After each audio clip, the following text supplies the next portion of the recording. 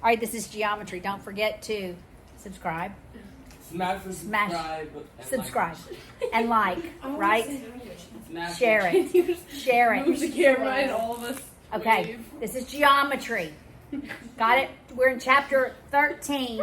We're going to review lessons 1 and 3, which go together. All right? So remember we talked about triangles. And every triangle is, it was the new word, every triangle is cyclic. And what does cyclic mean? I can graph a circle around it, which is called what? Circumcircles. This is called the circumcircle.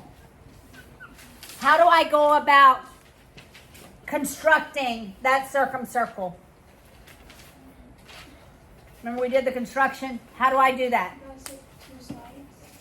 Do I just bisect or? Perpendicular, not perpendicular. Yes, perpendicular bisectors, right? I need 2 perpendicular bisectors of the triangle. All right? Are they concurrent? Yes. What is the name of where they are concurrent? Yes. Circumcenter.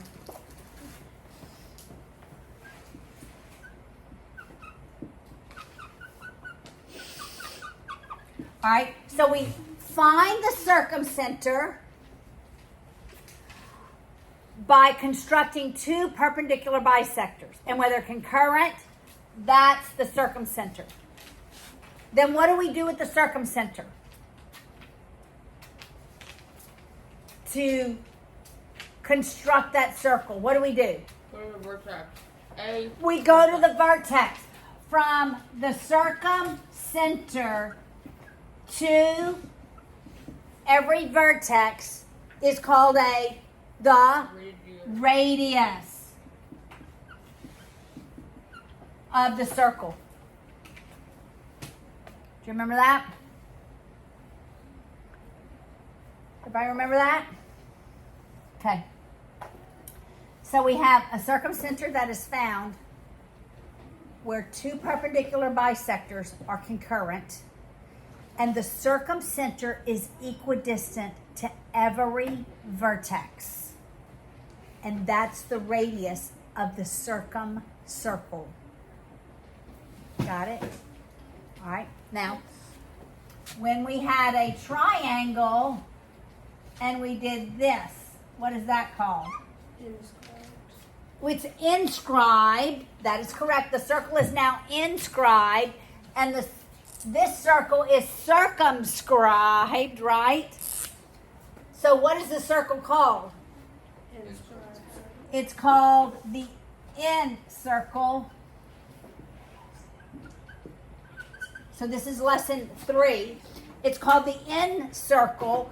And how do we construct an incircle given a triangle? You remember? Go to the angle bisectors. Okay, so how many angle bisectors do we need? 2.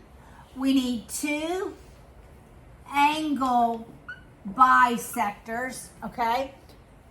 And where the angle bisectors are concurrent, what do we call that? Incenter. It's called the incenter.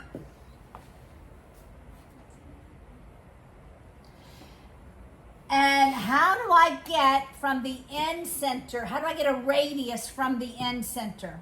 What do I do? A line perpendicular to the tangent, or like one of the sides. So I go from the incenter, I graph a line perpendicular to the side of the triangle, right? From the incenter, a line perpendicular to the side. And from the incenter to that perpendicular side where it intersects, right? The of the triangle, that becomes my radius. All right? All right, so lots of new words. Right? Are y'all remembering all of this? All right. Was that lesson 1? This was 1, this was 3. And remember, we constructed both of them. All right, lots of new words, huh? We're going to add some more. So, this begs the question. Can every triangle be circumscribed? Yes. Can every triangle be inscribed with a circle? Yes. Yes. Will the in-center always lie inside the triangle? No. If it's obtuse, it won't. Okay, I'm gonna ask this one more time. Will the in? Yes. Okay. The in-center always has to lie inside the triangle. Now another question. Now answer this question. Will the circumcenter always lie inside the triangle? No. When will it lie inside the triangle? When the triangle is Acute. acute. When will it lie on the triangle? Right. Right, and outside if it's obtuse. So actually the circumcenter does not have to be inside the triangle. The in-center, it better be, or else your circle's not going to be inside, right? Make sense? All right, another question. Will perpendicular bisectors of a triangle, will they always be concurrent? Yes. 100% of the time? Yes. And where they are concurrent, even if we did perpendicular bisectors to all 3 sides, at some point they will all be concurrent. And from that point of concurrency to every vertex is equidistant. Thus it is the radius. So when we circumscribe, every vertex will lie on the circle, so we have inscribed angles, right? Whereas when we have an incircle, we don't have inscribed angles like we do here. Instead, the sides of the triangle are now tangent to the circle. That is why, ladies and gentlemen, we have to draw a perpendicular line, because where is the only place that when is the only time that a line is perpendicular to a circle? If it's tangent.